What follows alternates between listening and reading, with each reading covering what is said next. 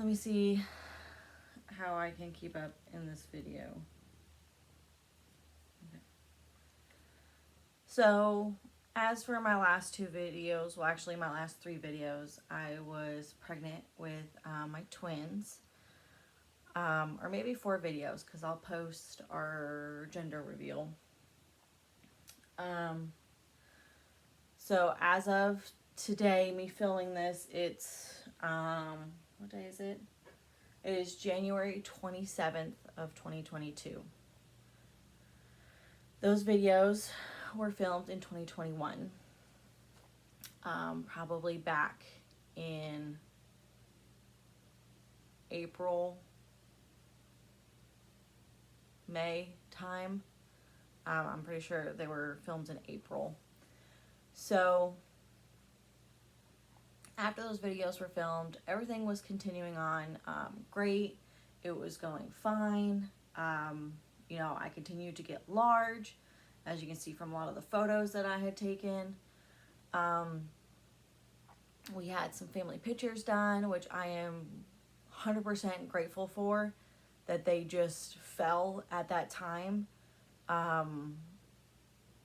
because I have pictures of me being large and pregnant and feeling beautiful and wonderful. I'm going to try not to cry in this too. However, in June, I'm looking at my calendar, so I'm looking down. On Monday, I believe it was the 21st. Let me double check. Yeah. I was at work, and I work later at night, and I had worked that weekend, and everything had been the same at that point in time. I had 2 jobs going on, and both of them were very minimal, like actual physical work. And at that point, obviously, I was pretty large, so my picking up and doing things was very minimal. My walking was okay. I was starting to get a lot of growing pain, like a lot of growing pain. At this point, I was taking a lot of trips to my aunt's house, because she has a nice soaking bath, because at this point, my belly would not get in the bath. So that was very uncomfortable. So I was having a lot of growing pains at this point. And then in June, I also had started swimming. So I was doing a lot of swimming at my grandma's house, which was great. I truly enjoyed swimming. It was the most weirdest experience, especially with twins, because like it was like you could feel them inside of you floating while you were floating. It was the strangest thing. And they enjoyed me swimming. That was the only time that they were both asleep, both not doing anything. So that was like, I would literally just have Patrick hold me in the pool and I'd fall asleep. It was the best. So, went to work on Monday, and my tummy started to get really, really tight. And I had talked to my doctor about like my tummy wasn't tight, like uncomfortable tight, but it was just like all of a sudden, like I'd be sitting there and like I'd be winded, and I would just feel like my tummy just kind of being a little tight. And basically she just kind of said that maybe it was Bryson Hicks starting, or like feeling my stretching, because at that point I had started to get some nasty stretch marks. So I was like, okay, you know, not really much of it. But by that night, because I had an appointment that morning, that night I, was at work and it was getting a little tighter, so I was doing a lot of sitting. And my students kind of noticed, and they were like, are you okay? How are you doing? Because obviously at that point everybody knew I was pregnant with twins. So, it was just a little pain, and I was like, I knew that the pain was going to come at that point. I had kind of had no pain for growing and stuff like that, so I was like, I knew it was going to come. So I just kind of chalked it up to that. Took some Tylenol before I went to bed. However, while I was at work, what I now know was part of my mucus plug, had come out, and it was just, if again, TMI, we're obviously, if you've watched my other videos, it's TMI at this point. You get kind of moist and wet down there, especially when you're pregnant with twins. It's like constant, and that was one thing that I hated. I will most likely continue to hate. But just wet and gross. So I didn't really think anything out of the ordinary besides that it was stringy and it was like a green color. And I was like, oh, that's not supposed to be that color, because most of my stuff has been like clear to like a yellowish color, but still like see-through. But this was like green and kind of not see-through. So I took a picture of it and texted it to my OB, and didn't really hear anything back till the morning. And she was like, oh, well, it could be normal. You could be just fine. Could just be extra mucus, but if you want to come in, come in. So at that point, I was in a lot of pain. I was like, something's going on. I should probably go in. I was like, maybe I got a UTI. At this point, I'd already had a 24-hour urine test because my blood pressure had been kind of high, but I think it was more just anxiety at this point. Sorry. They just had gone undiagnosed. Because as soon as I would get to my appointments, my blood pressure would be sky high. They would take it, we would go through the appointment, and then they would take my blood pressure again, and it would be low. So I was like, it's just because I'm anxious. So, which is totally understandable. But, so we, went to that appointment. She told me that I had lost my mucus plug. And that I was 1 centimeter dilated. And at this point, I was 22 weeks.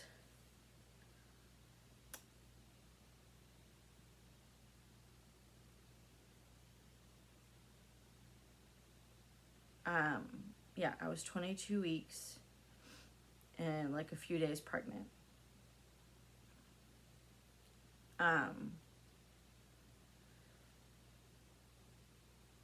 That news scared the shit out of me. And especially when my doctor turned around and told me that I needed to hold them in till Friday. And I'm not blaming my doctor for any of this at all. Because this is kind of like 1 in 100 million chance of this happening. But she did diagnose me with a yeast infection.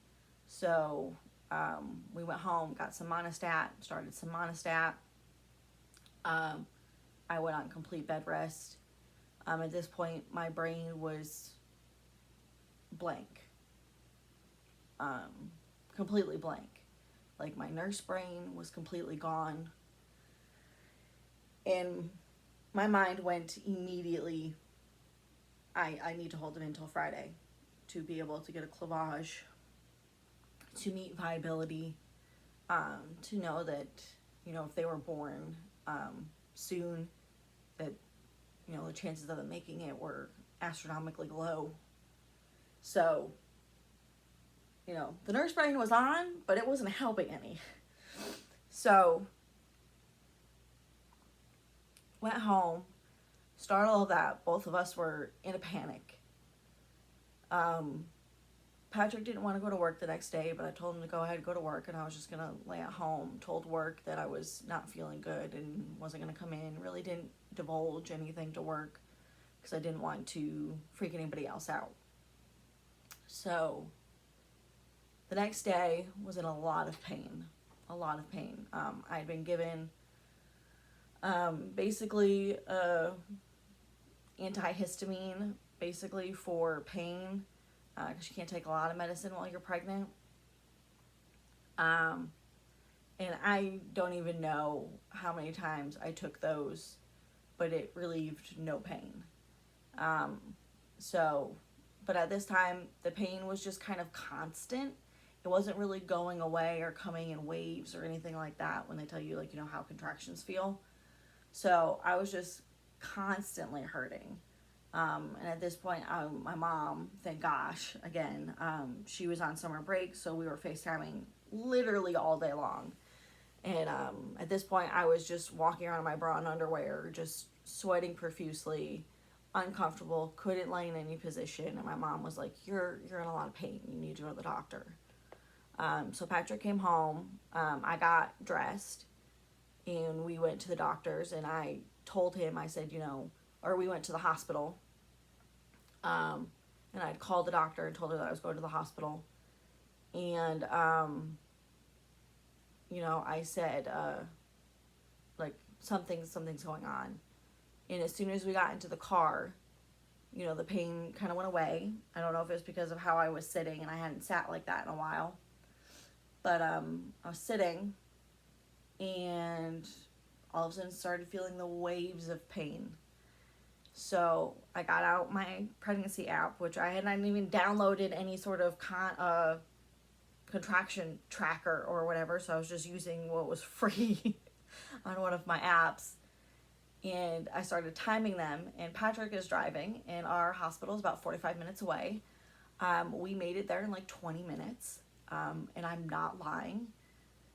Because I was tracking them, and Patrick was looking, like we weren't even talking to each other in the car. Like I was just breathing and holding onto the door handle and just tracking. And the app told me that I better be on my way to the hospital. So we were both panicking.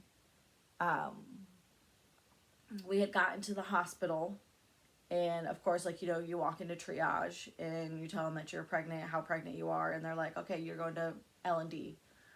So I get into the ER for L&D, and I'm laying there and telling them I'm in a lot of pain, so they hook me up, and I'm having contractions. So they're like, okay, have you had the C word recently? And I'm like, no, I had it about a year ago. I'm a healthcare worker. I'm like, I'm not vaccinated, but, because I'm pregnant with twins, and both of my fetal maternal medicine doctor and my OB just don't want to do it just yet, just in case. So I said, and I'm fine with that. That's whatever. So, they asked me that, took my blood pressure. My blood pressure obviously was high. So they gave me a blood pressure pill and gave me some fluids and let me sit there. And I was just like, okay. I was super uncomfortable at this point. So uncomfortable. And laying on my back was not what I wanted. I was actually having back contractions. So my lower back was like on fire. My butt felt numb. And then like the back of my thighs felt like I was doing squats, like continuously while I was laying in bed. So I'm laying there flat. And I told Patrick, I was like, I need to like rotate. I said, because I don't want to lay on my back. Like it's getting me dizzy. So I go to rotate on my side, and immediately just water starts gushing out. So I hit the call button, and I'm like, my water just broke. So of course, like, people come running in. And at this point, I had not had a cervical check. Because at 22 weeks in a few days, usually you're just dehydrated and need some fluids and the contractions go away. Well, the nurse does a little swab to make sure that it is, amniotic fluid, that I just peed myself. And I told her, I was like, no, like I've already peed myself multiple times this pregnancy. This is something else. So obviously it was amniotic fluid. It was baby A. And so she goes to check me, and I'm an 8. So within 24 hours, I went from 1 centimeter to 8 centimeters at home, which I know like 22 weeks is, my belly wasn't as big, the babies weren't as big, but still, like, I was in pain. I was still dealing with pain. So immediately a frenzy starts. I'm on my back. My feet are up in the air. An ultrasound tech comes in to see how short my cervix is. My cervix is shortened from Monday. I had 6 centimeter cervix, and now it is barely there. Her ultrasound, they go in vaginally to do an ultrasound, and baby A is right there, so she can't see past baby A. So They both have heartbeats, so we're hearing the heartbeats. Everybody's running around. They're calling my OB. I'm calling my family because I'm panicking. Thank God, this hospital, my best friend works there. So he shows up to be support for Patrick and I, because I'm like, I don't know what the fuck's going on. Well, I mean, I know what the fuck is going on, but I'm like, I need somebody, like, I'm in my mental part trying to keep the babies in and not push, which, let me tell you, is the hardest thing in the world. When they're like, don't push, and I'm like, okay, I have no idea how to push, but now you're telling me not to push? Don't know what that means. So, laying there flat in the amniotic fluid that is all over the place. Don't even get off that gurney as they're wheeling me around. Finally, my OB gets there within minutes. It felt like hours, but it was minutes. So, laying there, the NICU team gets there. There's 2 sets of NICU teams. And at this point, it's me and Patrick and my friend Drew. I'm going to try not to cry during this.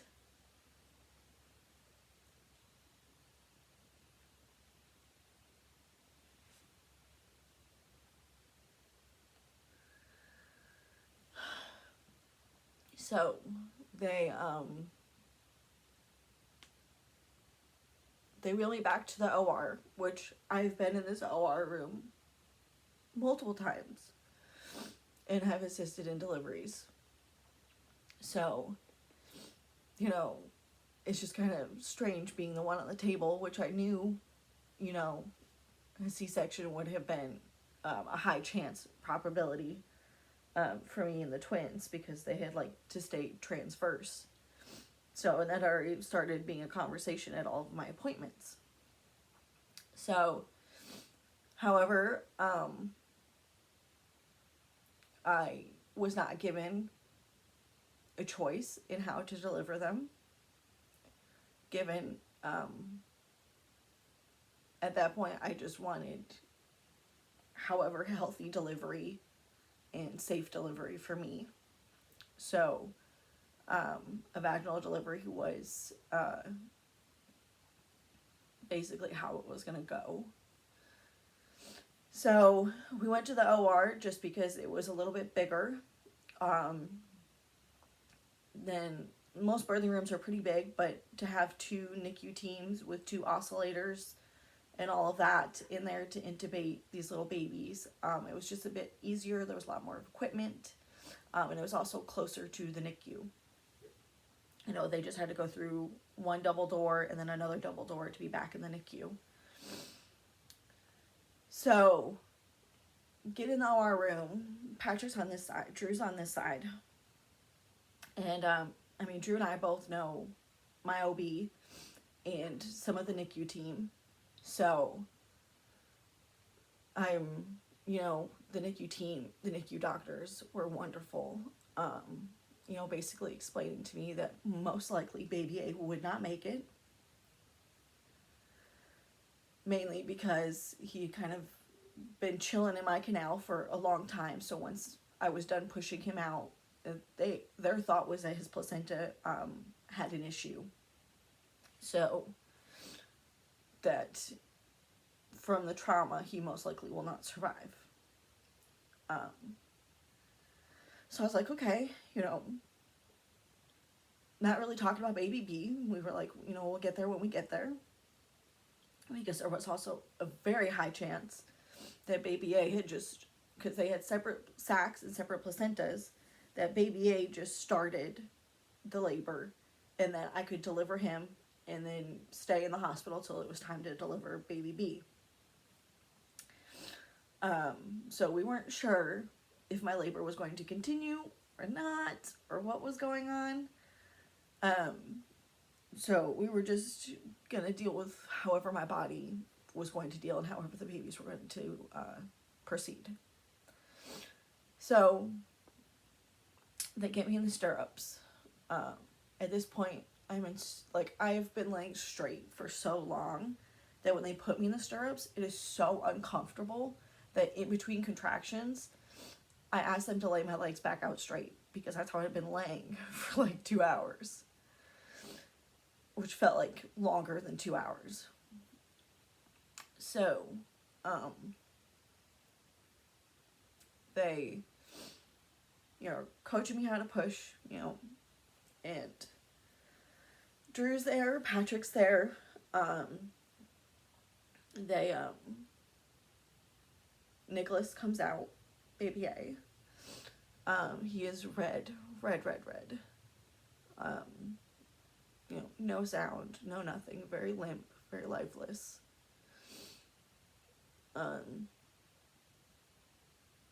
They bring him over to the NICU team, and they're making sure my placenta's not coming out. Because at that point, we had already known that the placentas had fused. So they were kind of really close together. So, I was more, at that point, as soon as I saw him, I had already knew that he didn't make it. So I was trying to stay calm, and I was in a lot of pain, and I had no pain meds at all through all of this. So Patrick and Drew was on this side of me, so he couldn't really get over to Nicholas, but Patrick went over to hold him. And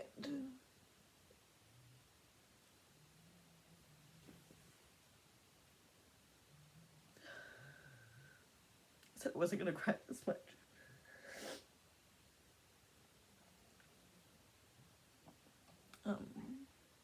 They didn't bring him over to me right away because we weren't sure if my contractions were going to stop or not.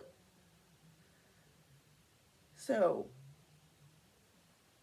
and they were still over there trying to resuscitate him, basically.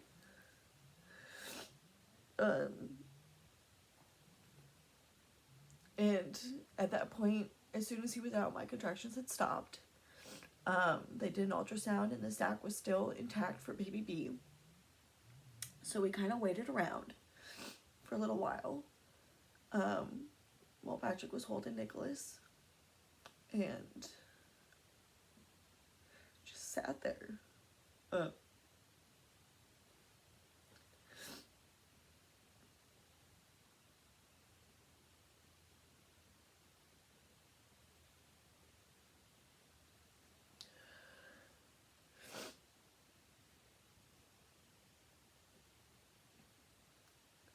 don't think I've ever, in my experience as a nurse in dealing with death, because I have been to sad mother-baby cases, have ever been in a room full of that many people, because each NICU team had like 4 or 5 people, plus the labor and delivery team, which was like 6 people, plus me, Patrick, and Drew in a room, and it'd be so quiet. Even like the machinery was quiet, and it was just so still. So my contractions had stopped. And at that point, it kind of hadn't hit me that, maybe baby B would be okay. So at this point, we hadn't named either of them. We just knew what names we wanted to use, and we were gonna just kind of wait till they came to choose which one was which. So Patrick, when they wheeled me back, him and Drew were holding Gabriel or Nicholas. At this point, not a lot of my family had shown up yet. A lot of them were on their way. So it was a whirlwind at this point. They had brought in the cuddle cot, which is basically like a cooling little bassinet so that rigor mortis doesn't start, to keep him cool. So they advised me till family showed up to try to keep him in there. So my family had started to show up. And basically, I'm still laying in the same exact bed as my water broke in, as I delivered in. Uh, you know, and all this other stuff, my contractions had mostly stopped. I still had a monitor on Gabriel, and so we could still hear his heartbeat. I could still feel him moving in there and jiggling around. And I was just tired and exhausted and just really didn't know what to think or do or anything. So, all of my family, my side and Patrick's side, showed up.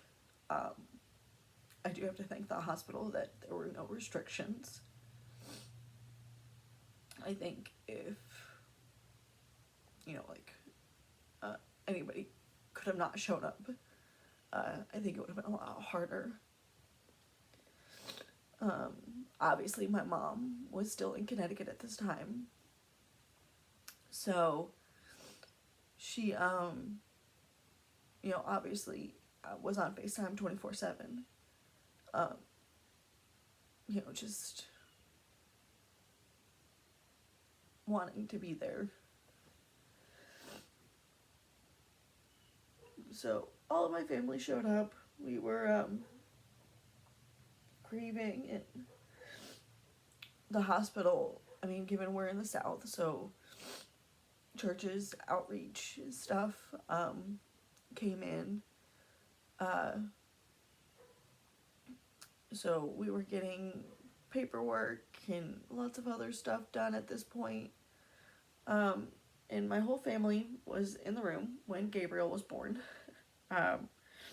Everybody was there. My grandma was actually sitting right next to me at my knees, praying. I'm not even sure what she was doing. I just remember staring at the ceiling. And Patrick was holding Nicholas, and this may be 45 minutes after he was born. We were almost to midnight. It was almost, the next day. So,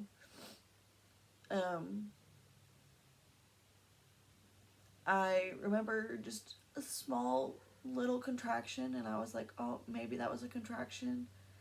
And before I could even get the words out, I had a gush of water, and Gabriel was right in between my legs. And he was crying. He was crying. And I could feel him right in between my legs, moving around. So I immediately flew the blankets off, given my father's in the room, my mother-in-law, my family, my aunts, my uncles, they're all there. I pull the covers off, and he's right there. So immediately Drew, who is also a nurse, grabs some gloves and is immediately down there holding my hands, holding him, and Patrick is holding Nicholas, running out in the hallway. And I've never seen so many people show up so fast. But the NICU team's there. They intubate him. He had stayed hooked up to me for just a little while. Obviously, I didn't get to do, any sort of thing. If anybody's a NICU mom, they just whisk him away. But he was breathing. They got him intubated. Gosh, I was still in shock because it wasn't like birthing Nicholas. I didn't have to push him out. So he just slipped out, basically. But he was breathing. And it's all I could hope for. And they whisked him away. So after that traumatic drama,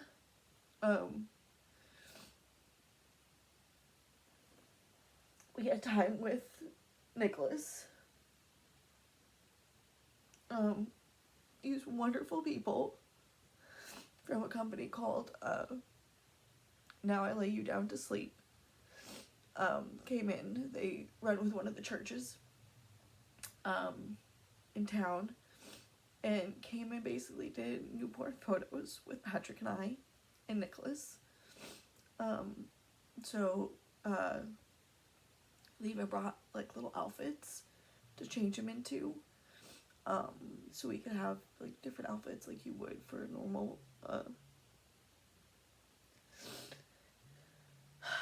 newborn baby photo shoot. And I treasure those photos because at the time I was stuck in bed. At this point, my placentas didn't deliver. So my doctor had to go in, and again at this point I still had no pain medicine.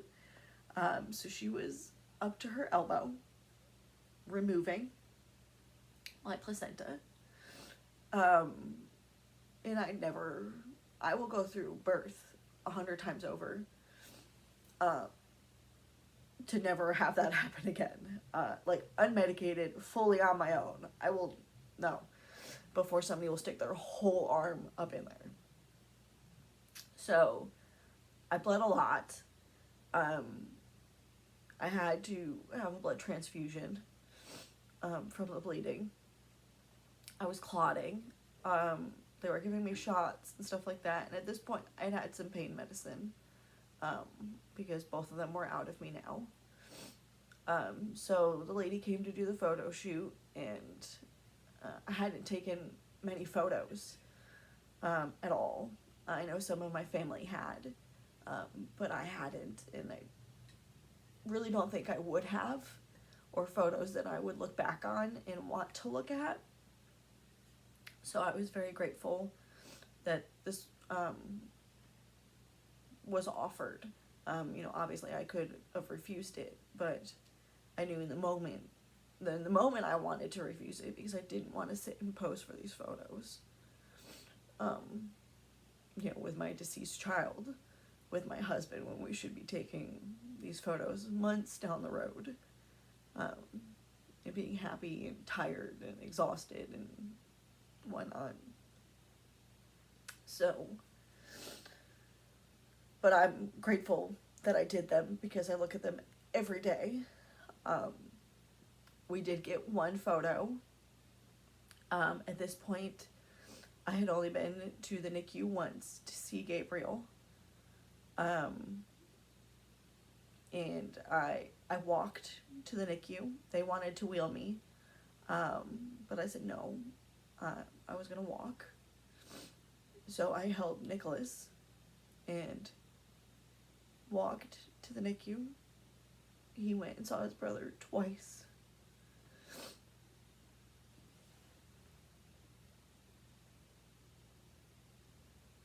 The NICU team was wonderful. So wonderful.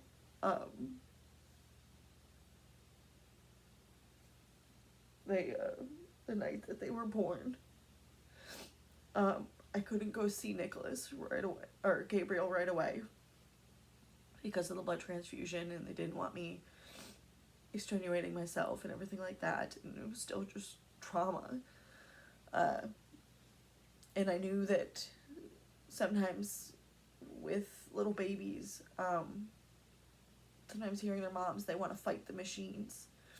So, and they were still trying to do a few procedures on him. They were trying to get some IVs into him, and he was not really going with it. So I kind of just wanted to let them fondle with him for a little while. So I was just tired and exhausted. So Nicholas only got to see, or Gabriel only got to see Nicholas twice. I only stayed in the hospital 2 days. The second day, somebody came in and started the lactation consultant to help me pump, which I do have to say was the hardest thing mentally, because my babies weren't there. I was only feeding one baby. I didn't even know if my baby could eat my food at this point in time, because their stomachs, that's why they usually wait till 23 weeks to call it viability, because sometimes their stomachs still aren't completely developed or like completely attached inside themselves. Thank God Gabriel's was. So that wasn't a big hurdle. He didn't have to go and have surgery. I don't even know if they would have done surgery with him being so little. So this is going to be a long one, guys, because I don't think I can do this in 2 parts. So we go home from the hospital. Before we go home from the hospital, all of my family basically camped out with us. I don't think I was never alone, neither Patrick or I, which I'm grateful for.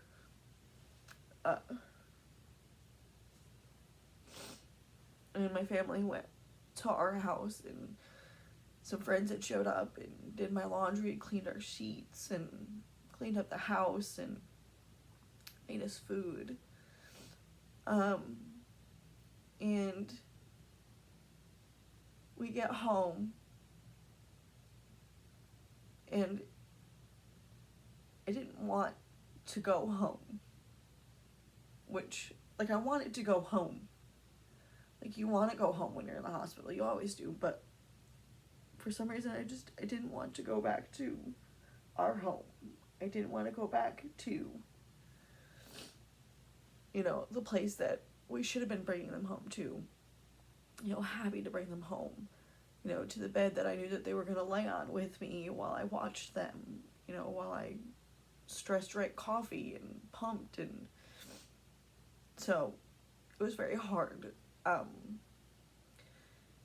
I was still really big, so none of my clothes fit, even after like a few days after they were both born. We went to the NICU every day. At that point, I took maternity leave from work, mentally, because I couldn't go to work, but also I wanted to be there for Gabriel as long as I could. So Patrick and I, for about a week, both had a week off. Like, he had a whole week off from work. Went and saw him every day, worked on pumping, worked on all of the paperwork that comes with it. My gosh, the paperwork. Trying to work with insurances, because, you know, at that point, I had talked to our insurance company about getting Gabriel on the insurance, so we're trying to figure that out. Just craziness. And Gabriel was doing fine. He had no brain bleeds. He was doing great. You know, he was just not thriving, but he was surviving. They had a webcam that was on his oscillator. So while we worked at the NICU, we could be looking at him. People who weren't around, like close, like my mom. Sorry.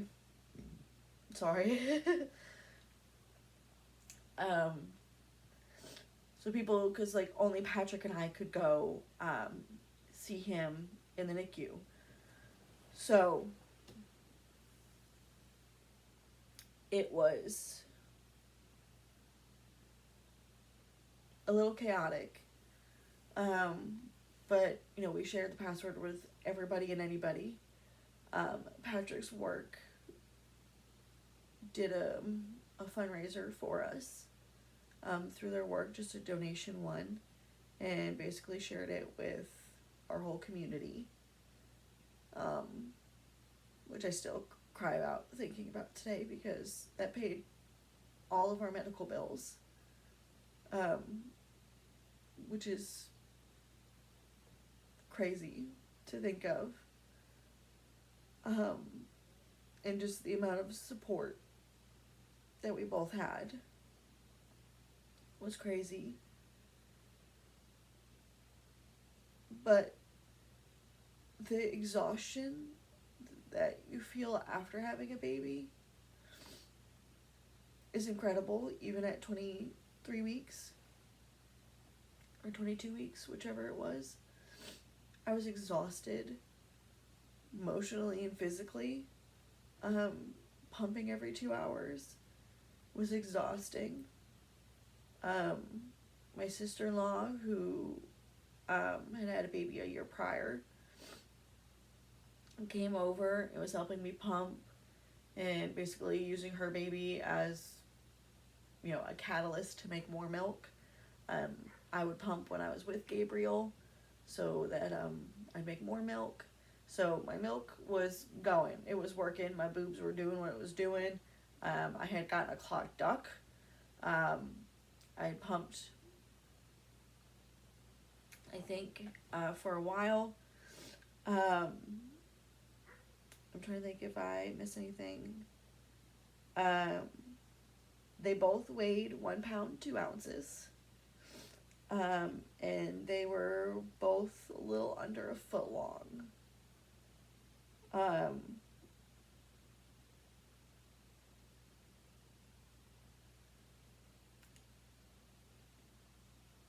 It was, just seeing what else. They were definitely identical and identical to their father. I will post some pictures of them probably at the end of this video. So trigger warning for the end of the video.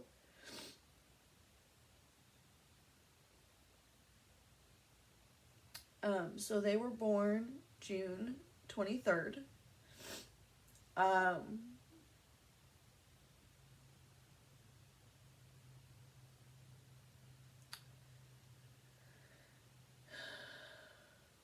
He was such a character at being that little.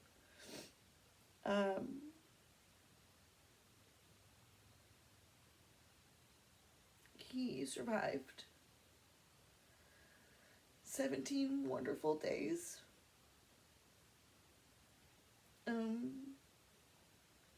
He just was so little.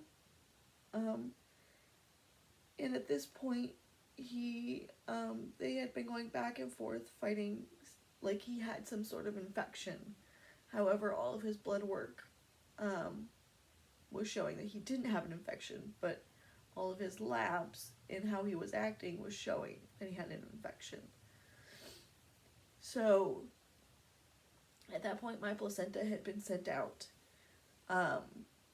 for analysis because it did look a little funny, which I did ask her to leave my placenta in the room so I could look at it. I didn't want to encapsulate it or anything like that at this point. I had thought about that, but I didn't know how my labor and delivery was going to go, and I really would just rather have a safe, healthy delivery than anything else. So, around the time Gabriel passed, the results came back for my placenta. At this point, I had already had a postpartum appointment with my OB, and Gabriel was still alive, and so we had talked about that. We had talked about pumping, and some of my lab results had come back, and ultimately, at that point, she didn't have definitive answers, but she figured the yeast infection, I had an infection on the inside of my placenta. If you remember back talking about my chorionic hematoma, and that it was behind one of the placentas, we're thinking it was behind Nicholas's placenta, which he was showing no signs of not thriving at all. So we're not sure if the infection started there, but I was showing no infections. I had tons of blood work done, so it was truly just on the placenta. And ultimately, that's what affected everything, and that's most likely why I got the yeast infection. because the infection was coming from the inside out, um, which is crazy. And it's rare but not uncommon. But it's very hard to catch because you can't see the placenta. I mean, we see it on ultrasounds, but you can't see the integrity of it. You can't see the color of it and stuff like that. So, at that point when Gabriel passed is when we finally got all of the information. And ultimately that was the scenario of his failure to thrive. So he passed very early in the morning. The day prior, his blood sugars were all over the place. So I kind of knew it was coming. That day I stayed with him all day. I don't think I left him once to pump. So I was hurting. At this point, I never went to the hospital by myself. My mom had come down for like a week after they were born, and she brought me back and forth to the hospital. And after that, you know, other family members would come with me. My grandma would come with me. My grandma came with me that day. And I didn't want to leave because we were 45 minutes away. So we stayed close. The doctors and the nurses told us to go home around midnight to go get some rest. And that they would call us. Not even a few hours later, they called.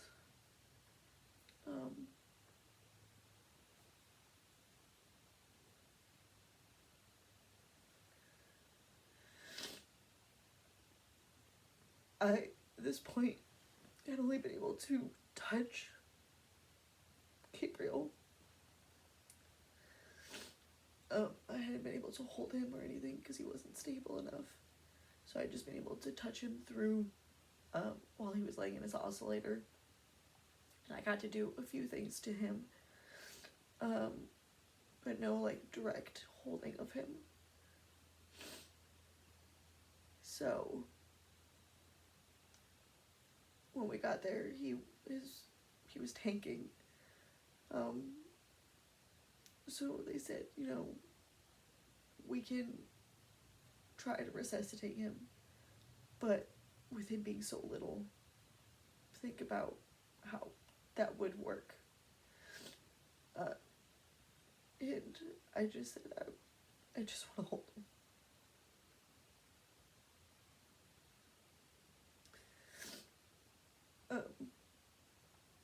So they took all the tubes out of him.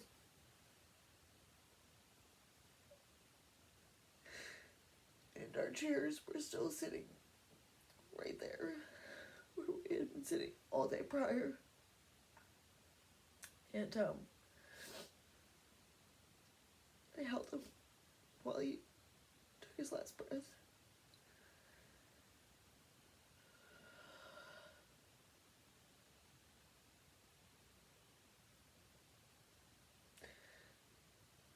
It was harder at that point because I got to know him and his personality. I was pumping. My boobs at that point hurt so bad because I hadn't pumped in like almost 24 hours. And I didn't really see Patrick cry a lot with Nicholas because there was so much else going on. So seeing him cry just sent me over the edge. And at that point, a lot of other moms and dads were showing up in the NICU. In the NICU that we were at, we're set up like a ward, so there really were no walls to, you know, detach you from the other patients and the other babies. So these other moms were showing up. And obviously our curtains were pulled. Um, and I'm not saying that I needed to stay quiet, but I knew, I didn't want to distress anybody else. But some of them were getting to take their babies home. Some of them were coming and holding their babies and getting to feed them.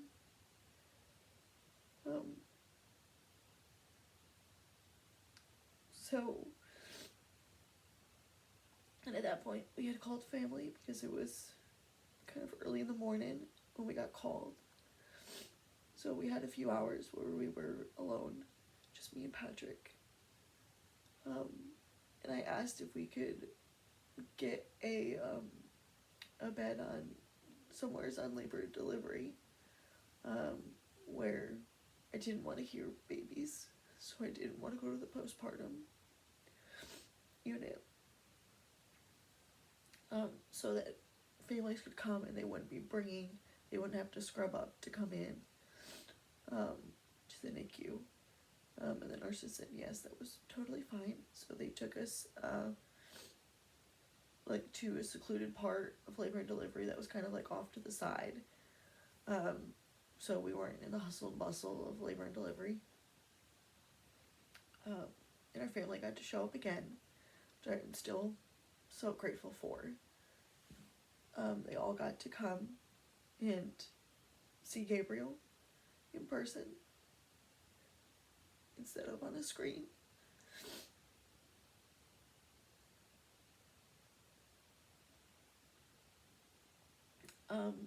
We had the same company come in to take pictures with Gabriel. So I have pictures of both of them, but just only one picture of all of us together. And you can't really even see Gabriel through the oscillator because his humidity was sky high in it. But I remember being so empty at that point. My boobs hurt. I had been pumping for 17 days, every 2 hours. I was just gone at that point. The thought of going back to work, because I literally, the day before all this happened, I had kind of talked to work because I had been off for a while, at that point 17 days. And I was like, Gabriel was he was surviving, he was meeting every treatment that they were doing and wasn't, doing too bad. But I was like, these bills are going to pile up, I'm going to have to go back to work. And I couldn't wrap my head around doing that. So I said, maybe I'll come back just one day. And I'll be able to go see in the morning and then be able to go to work in the afternoon. But after he passed, I said, I can't. Mentally, I can't. Some days I still feel like mentally I can't. So we stayed for a few hours before we called the funeral home. We had them both cremated. That was free of charge. The only thing we had to pay for was their death certificates.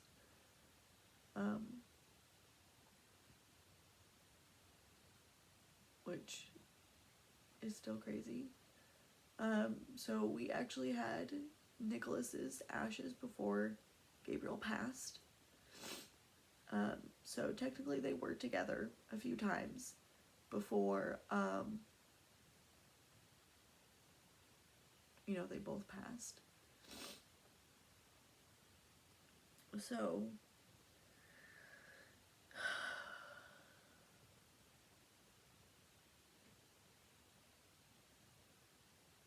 I know I've cried a lot in this. I do want to touch on before I finish this up, because after this, it's not that I don't want to talk about them. I do talk about them every day. Patrick and I talk about them every day. I talk about them all the time with family. But but I want this to be the story of where we try again.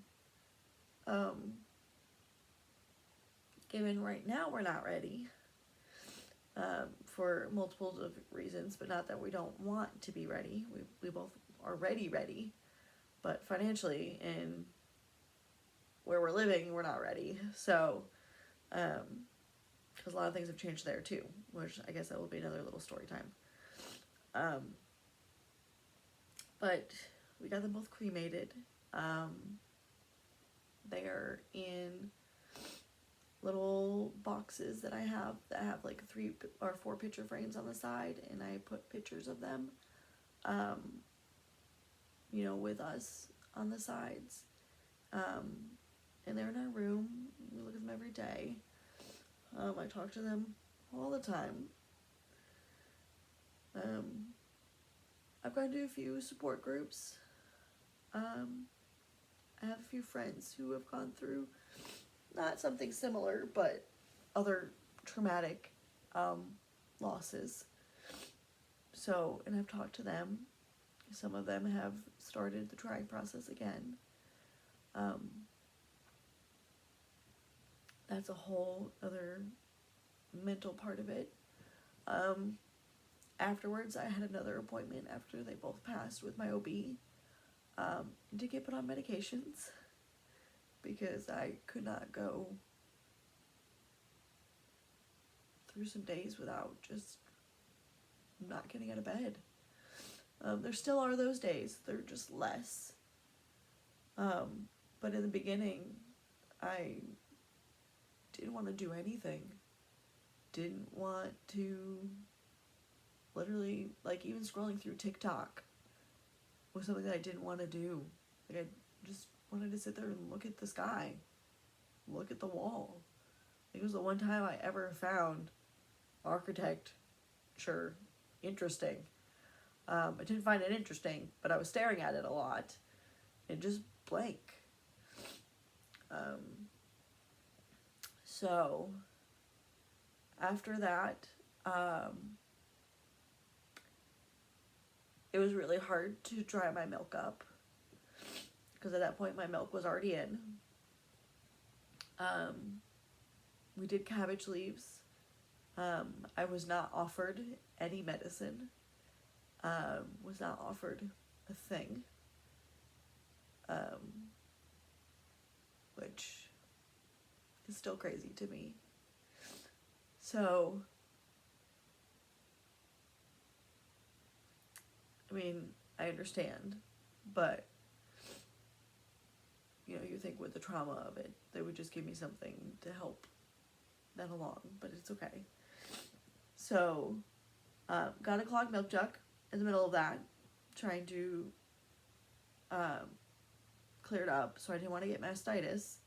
So I had to pump to get the duct out, clogged duct, and then try to dry my milk up again. And they don't tell you there are times where I still feel like I could make milk. Like I could put a breast pump on and make milk. Which is crazy. So,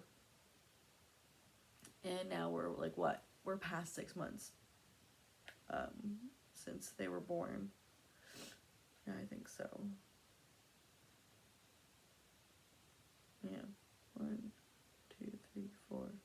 1, 2, 3, 4, 6. Yeah, we're 6 months since they've been born.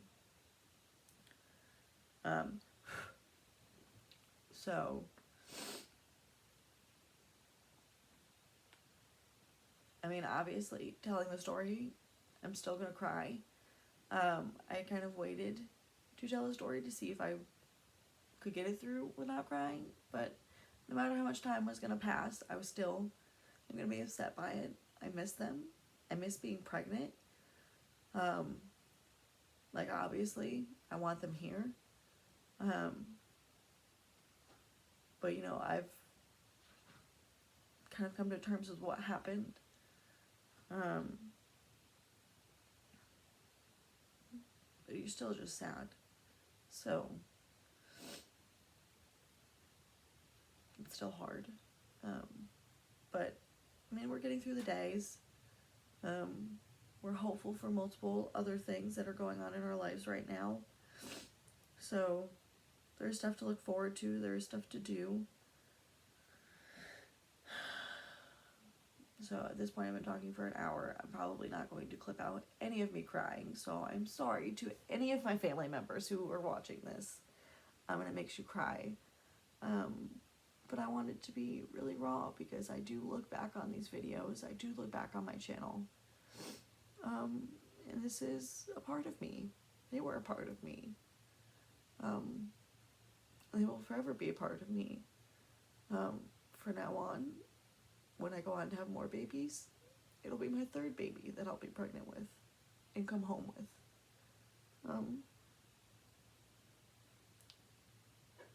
So it's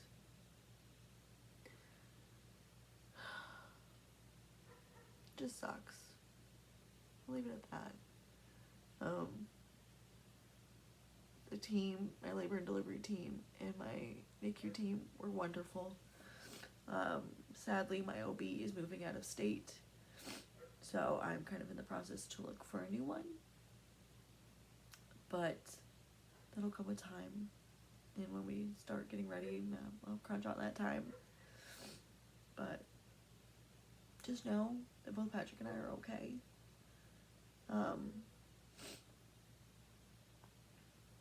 We're not thriving, we're surviving. But we're getting back to what we were before.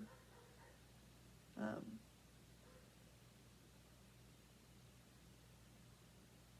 hopefully soon we'll start the process of trying to conceive. And to be totally honest, everybody's like, oh, are you not going to say anything till you get to viability? To 23 weeks or whatever. Nope. I'm still going to go from day one because any sort of pregnancy needs to be celebrated. Any sort of milestone, in my mind, it needs to be celebrated. Because you don't know. You don't know how much time we have on this earth. So it just all needs to be celebrated as much as possible. So sad long story. Again, would go again for another completely natural birth, given yes, they were only 1 pound. But I did dilate fully. I did push both of them out. Not so much Gabriel. I mean, I did feel it, but it did a little push because at that point he was already like halfway out. But I did pull him out myself, which I think would be another cool thing to do. But with both of them in there, I don't think I could have like pulled one out and then like pulled the other one out. But thoughts for the next one.